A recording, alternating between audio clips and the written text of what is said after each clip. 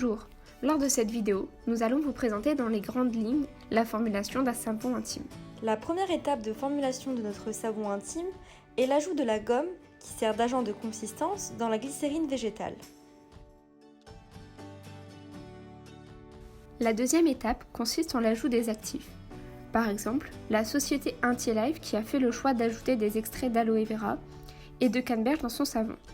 Ces actifs permettront de donner différentes propriétés à notre formule. L'étape suivante est l'ajout de tensioactifs ou agents moussants. En effet, un tensioactif est une molécule possédant une tête hydrophile, aimant l'eau, et une queue hydrophobe, aimant l'huile. Cette conformation va permettre la formation de micelles qui vont emprisonner l'huile, ce qui donne la propriété nettoyante du savon. La quatrième étape est l'étape de l'ajout des pigments colorants et ou parfums. Cette étape est facultative.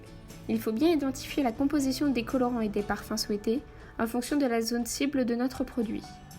Pour notre savon intime par exemple, il est nécessaire de s'orienter vers des pigments naturels et des parfums avec le moins d'allergènes possible. La dernière étape est la régulation du pH. En effet, celui de la peau se situant aux alentours des 5,5, il est nécessaire que la formule ait un pH similaire.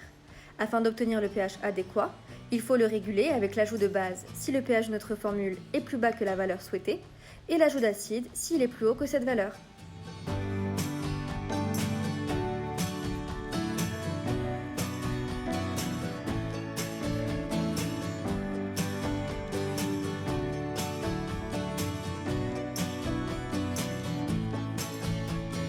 La société Intilife va bientôt commercialiser une gamme d'hygiène intime naturelle et originale.